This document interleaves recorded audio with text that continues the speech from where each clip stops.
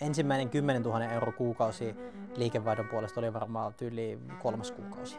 Merkittävimmät varmaan virstanpylväät on ollut kun oli ensimmäinen 100 000 € kuukausi. Se on semmoinen tietty tasaluku, mitä aina kiva juhlistaa. Joo. Ja sitten seuraava on se, kun tosiaan hitattiin 1 000 000 liikevaihtoa. Niin kuin ensimmäiseen vuoteen, meitä oli kuitenkin jo vajaa 15 henkeä ensimmäisen vuoden jälkeen, niin meillä ei ollut edes verkkosivuja pystyssä yhtiöllä. Joo.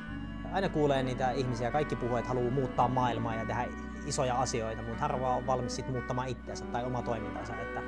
Tänään meillä on bangeri tiedossa. Me mennään juttelemaan Tomi Tolosen kanssa. Tomi on rakentanut yli miltsin tekevän yrityksen 2 vuodessa. Kuka tahansa teistä pystyisi rakentamaan samanlaisen yrityksen. Tämä ei vaadi suuria alkuinvestointeja tai mitään rahoituksen hakemista.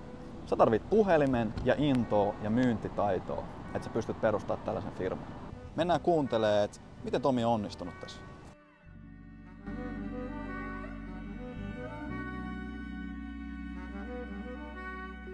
No synneistähän ei voi niin kuin sillä tavalla itse tehdä parannusta, että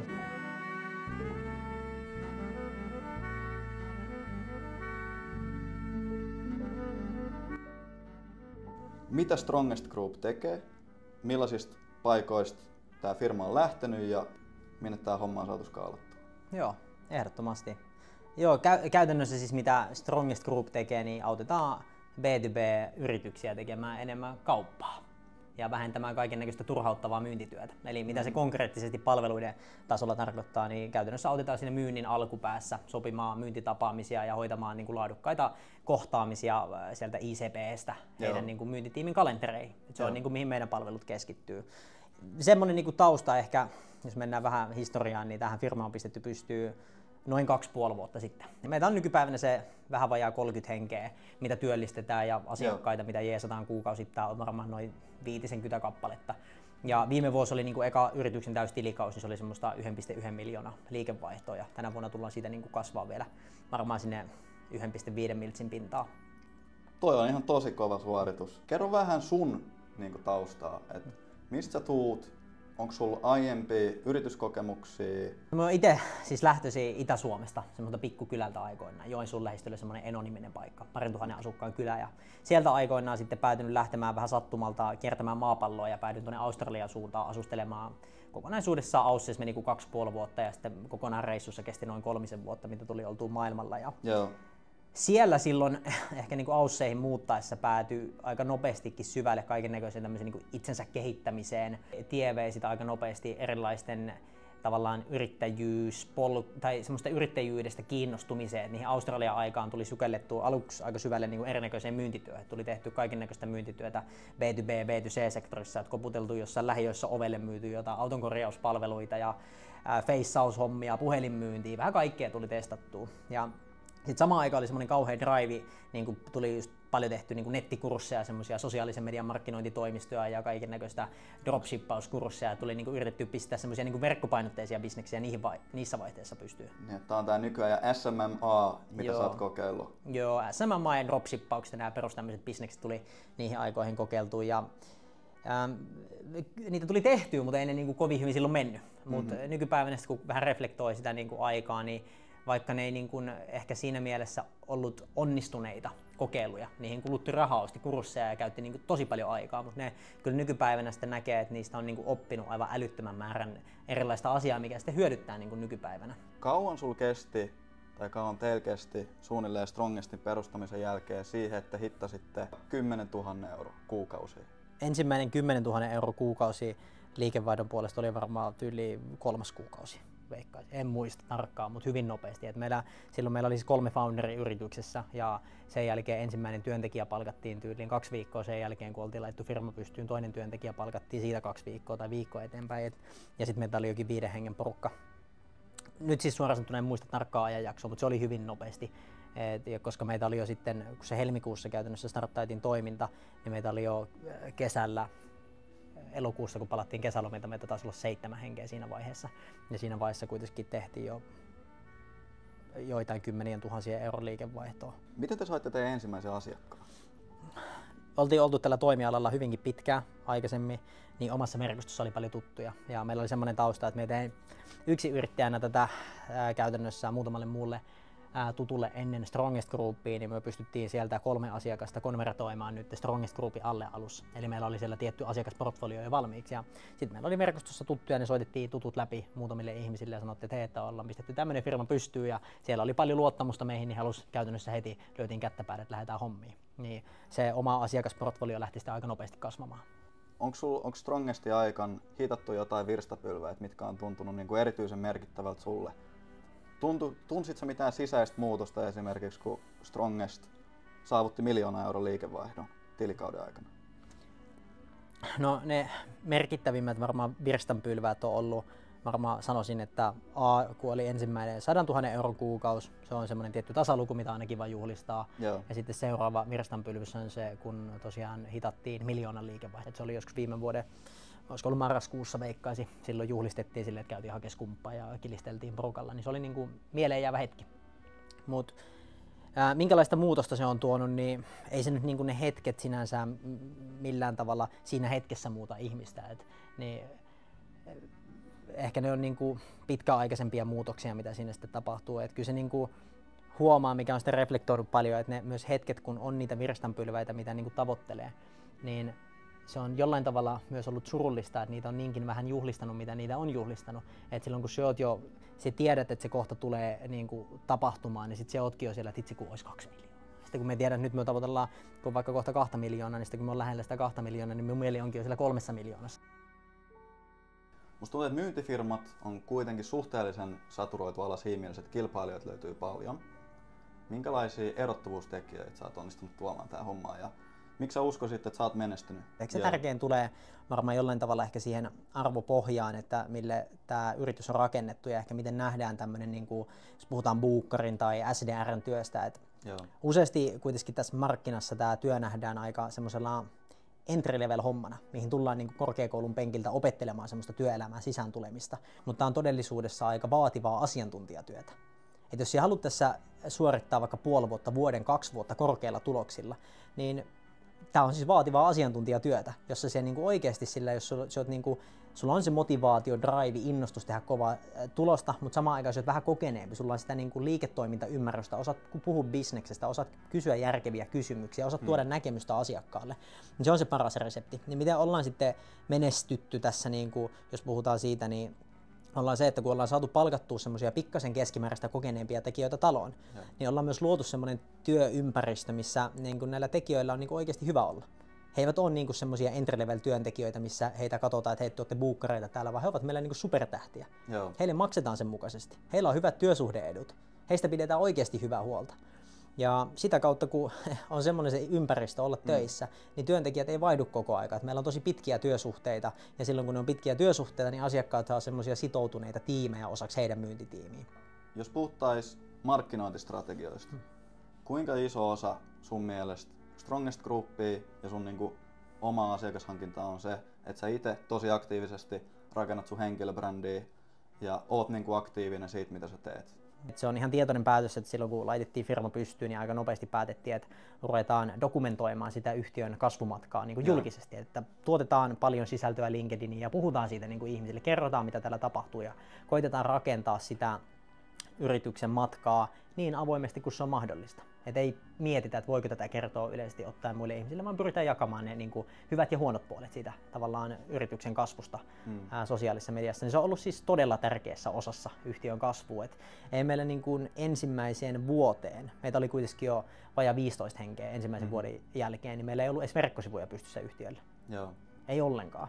Ja meitä oli kuitenkin siinä vaiheessa oltiin jo yli 500 000 euron liikevaihto niin kuin muistaakseen tehty. Joo, about 500 000 oltiin tehty siinä vaiheessa. Ja ihmiset ihmettelivät, että hei, että miten se on mahdollista, että teillä on verkkosivuja pystyssä. No, kyllä se niin kuin onnistuu muillakin tavoilla, mutta meille se kanava oli, mihin keskityttiin, niin oli LinkedIn siinä vaiheessa. Et se on ollut siis hyvin tärkeässä roolissa. Tämmöiset bisnekset, kuten missä me ollaan, niin tämä on semmoista tosi top of mind -bisnestä.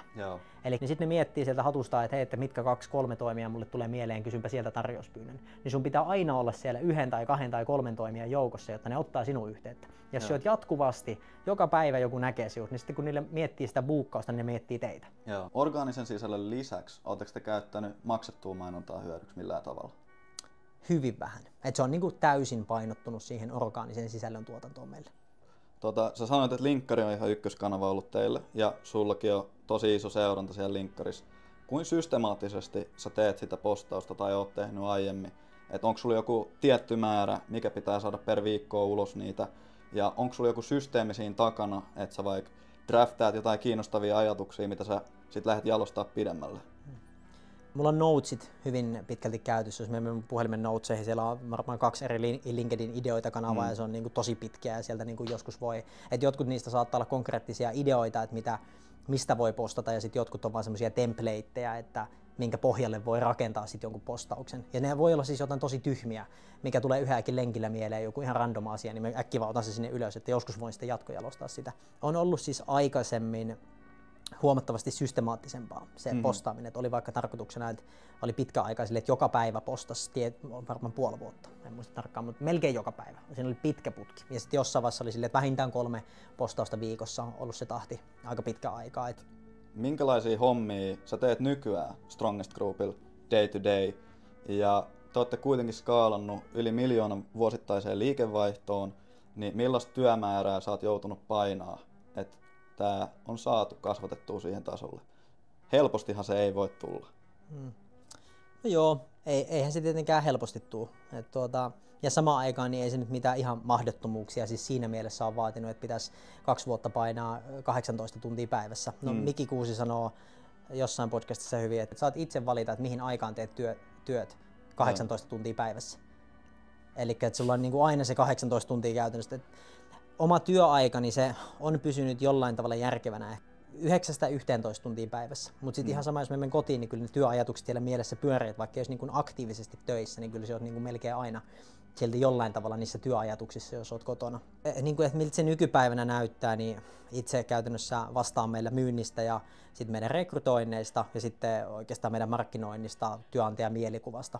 Teillähän varmasti yksi pullonkaula on se, että saadaan hyviä tyyppejä talon sisään, ketkä voi tehdä sitä oikeasti asiantuntijatyötä. Millaisella mallilla te palkkaatte jengiä? Edellytättekö te jotain hirveät määrää aiempaa myyntikokemusta vai onko se asenne ja sisukkuus tärkeintä? No, aloitetaan siitä, niin ei palkata CVtä, vaan palkataan asennetta. Asennetta on hankala opettaa, taidot on helppo opettaa. Joo, meillä on siis 2 eri tavallaan profiilia tiimissä. Siellä on suuri osa meillä tekijöistä, varmaan 19 kappaletta tällä hetkellä ihan työntekijöitä, että he ovat meidän palkkalistoilla. Ja sitten loput tekijöistä on meillä niin kuin yrittäjäkumppaneina. Yrittäjäkumppanit laskuttaa toteutuneista tapaamisista alan korkeinta niin kuin ansiota, noin 100 € per toteutunut tapaaminen, ja työntekijät sitten on käytännössä provisio plus pohjapalkkamallilla meillä töissä. Parhaat meillä tekee kuukausittain varmaan 70 ja 90 tapaamisen väliin. Mä haluaisin kuulla myös vastoinkäymisistä. Sanoit, että sä oot koittanut SMMAt perustaa, vähän oot koittanut dropshippaamista. Onko sulla jotain vaikeita hetkiä? On ollut semmosia, että on miettinyt, että miten helvetissä tämän kassan kanssa selvitään seuraavaan kuukauteen. Että ollaan niin kuin tehty tosi rohkeita peliliikkeitä alkuun. Että katsottu, että meillä on kassassa, vaikka meillä oli silloin yrityksen alkuaikoina tämmöinen tilanne, että meillä oli meidän tärkeimmän asiakkaan kanssa niihin aikoihin sopimus, missä oli kuukauden irtisanomisaika. Olisiko ollut sekunnin irtisanomisaika, en muista tarkkaan. Ja me tehtiin työtä heille kuukausittain. Meillä oli siinä, se toi meidän yrityksen liikevaihto noin 80%. Eli käytännössä oltiin todella tärkeä asiakas, jos meillä oli silloin jo yli 10 henkeä duunissa niihin aikoihin, varmaan lähemmäs 15. Niin, ja 80% liikevaihto. Niin meillä oli kassassa runwayta silleen, että meillä käytännössä ei oltaisi pystytty seuraavan kuukauden laskuja maksamaan tai seuraavan kuukauden palkkoja, jos se ei olisi maksanut meille sitä yhteistyötä. Niin meillä tosiaan laskutettiin asiakasta silleen, että kuukauden lopussa laskutettiin aina sen kuukauden tehdystä työstä 14 päivän maksuajalla. Eli kun lähetettiin vaikka joulukuun viimeinen päivä lasku, niin meille tuli yrityksen kassaan rahat 14. tammikuuta. Ja meillä oli palkanmaksu 15. tammikuuta. Niin me saatiin aina yhtiökumppani Tonin kanssa olla silleen, että ei helvetti, että maksaakohan ne laskunsa, päästäänkö huomenna maksamaan palkkoja. Että semmosia niinku stressin aiheuttajia on toki ollut, että ne miettii, että miten tästä selvitään. Sä oot tilanteessa, missä tosi moni haluaa olla nykyään, varsinkin jos katsotaan nuorisoa. Musta tuntuu, että sellainen yleinen sentimentti yrittäjyyteen, oman rakentamiseen, niin se on valtavassa kasvussa. Ja sen näkee YouTubesta ihan hirveä määrä SMMA, mitä ikin dropshipping-videoita, niin nämä ihmiset, jotka tekee näitä, nämä saa näyttöä ihan älyttömän paljon. Ja se on mun mielestä selvää, että niin nuoria etenkin kiehtoo yrittäjyys. Mitä sä sanoisit, että on yleisimmät virheet, mitä nuori yrityksen perustaja voisi tehdä? ehkä näillä ihmisillä, jotka niitä kuluttaa, ja mikä itsekin on ollut, että paljon katsonut just semmoista tosi motivoivaa sisältöä ja ajatellut, että kohta minä teen sen, niin ehkä se suurin taas virhe siinä mielessä on, että sitten kuluttaa sitä sisältöä, mutta ei ota mitään actionia siihen. Eli se loputtomasti kulutat ja saat semmoista dopaminiryöppyä siitä YouTubesta ja nautit siitä. Tavallaan se niin kuin loputtoman sisällönkin kuluttaminen on vaan koukuttavaa, koska se tuntuu, että sinä menet eteenpäin, vaikka todellisuudessa mitään ei tapahdu. Mitä hyötyy se enää, jos sä oot 2 vuotta kuluttanut sisältöä ja sanot, että kohta sä pistät firman pystyyn, että hei, minä luen vielä 1 kirjan ja sit minä olen valmis. No todennäköisesti et ole sittenkään valmis. Et se suurin virhe on se, että sä et uskalla vieläkään ottaa sitä niin kuin askelta sinne suuntaan, että lähtisit oikeasti tekemään jotain ja kuluttaisit vielä vähän lisää sisältöä. Et se on niin kuin varmasti, että ehkä rohkeammin lähtisi vaan kokeilemaan jotakin. Et se kun lähtee kokeilemaan jotakin, niin se avaa usein uusia ovia. Vaikka se niin kuin dropshippaus SMA-maalta, mitä on itse tehnyt, niin jälkeenpäin joku voi sanoa, että ne on virheitä, käyttänyt rahaa niihin, mutta niistä on niin kuin oppinut ihan valtavasti ja ne on aina avannut jotain uusia ovia. Aina kuulee niitä ihmisiä, kaikki puhuu, että haluaa muuttaa maailmaa ja tehdä isoja asioita, mutta harva on valmis sit muuttamaan itseänsä tai omaa toimintaansa. Että se, että niinku lähtisi rohkeammin vaan kokeilemaan ja mitä väliä, jos niinku siitä ei tule sitä, mitä se ajattelee. Mitä väliä, jos se niinku epäonnistuu? Onko se niinku epäonnistuminen? Jos se oikeasti opit siitä ja se avaa jonkun toisen oven ja se pääsetkin jollekin uudelle polulle, mitä et ehkä osannut sillä hetkellä arvata. Niin se on varmaan niinku tärkeämpänä niinku monelle ihmiselle, etenkin monelle nuorelle, että lähtisi rohkeasti kokeilemaan jotain. Se on tosi kiva nähdä nykyään, kun on paljon nuoria, ketkä lähtee rohkeasti kokeilemaan. Niitä myös mielellään puskee eteenpäin ja jeesaa sitten. Mitkä tekijät erottaa sellaisen semihyvän keskinkertaisen myyjän vs. sit sen 1% timanttisen myyjän? No siinä on varmaan paljon. Yksi on tulee jo semmoiseen työskentelytapoihin, asenteeseen, että millä sitä työtä tekee. Että oot siellä aina valmis tekemään vähän kovempaa ja vähän se 1% kovempaa duunia. Et se on paljon semmoista, loppujen lopuksi tämä myynti on aika semmoista asennepuolen hommaa. Et kuka jaksaa grindata, kuka jaksaa tehdä niitä tylsiä perusasioita päivästä toiseen. Jaksatko aina lähettää sen muistutusviestin tapaamista, jaksatko aina, että kuka on valmis tekemään niitä tylsiä toistoja päivästä toiseen. Mutta sitten siinä on toisena puolella ehkä tämmöinen ihmisläheisempi lähestyminen. Tuntuu, että ne parhaat myyjät, mitä tapaa, niin ne on semmoisia ihmisiä, jotka ei oikeastaan myy lainkaan. Eli että se et lähesty myyntiä sillä, että minun pitää nyt saada kauppaa ja että miten minä saan myytyä sinulle, vaan ne on, ihmiset on enemmän semmoisia, mitkä aidosti on kiinnostuneita siitä toisesta ihmisestä. Sä oot aidosti kiinnostunut toisesta ihmisestä, jos sä kyselet kysymyksiä, oot aidosti mietit, että mitä hienoa tuossa ihmisessä on ja pystyt aidosti miettimään, että miten minä voin ratkaista tuo asiakkaan tai tuo ihmisen ongelmia. Niin jos sä oot aidosti kiinnostunut siitä toisesta ihmisestä, niin jotenkin semmoinen ihmisprofiili tuntuu menestyvän parhaiten myyntityössä, ainakin oman kokemuksen mukaan. Et minusta ylipäätään myyjän työ on auttaa asiakasta löytämään asiakkaalle järkevin lopputulema. Joskus se on kyllä, joskus se on ei. Ja jos sä löydät, että se on ei, eli että meidän palvelu ei ole teille oikea ratkaisu lähteä yhteistyöhön, niin sano se. Ja että se lyhyellä aikavälillähän se näyttää siltä, että se et tee niin hyvää tulosta, jos se voisit jotenkin klousata siitäkin kaupan, mutta se jotenkin sisimmissäsi tietäisi, että tämä ei ole muuten oikea ratkaisu niille. Mutta sitten se lyhyessä aikavälissä se ehkä maksaa itsensä takaisin, mutta pitkässä aikavälissä se menetät sen luottamuksen siihen ihmiseen, se menetät sen pitkän aikavälin hyödyn. Siihen kun oikeasti sit on semmoinen myynnillinen ote, että siihen kuitenkin tarvitsee sitä, että sä oot valmis silti oikeasti myymään. Et silloin jos sä huomaat sen myyntipaikan, niin sit sun pitää oikeasti myydä. Jos sä huomaat, että se oma palvelu on paras sille asiakkaalle.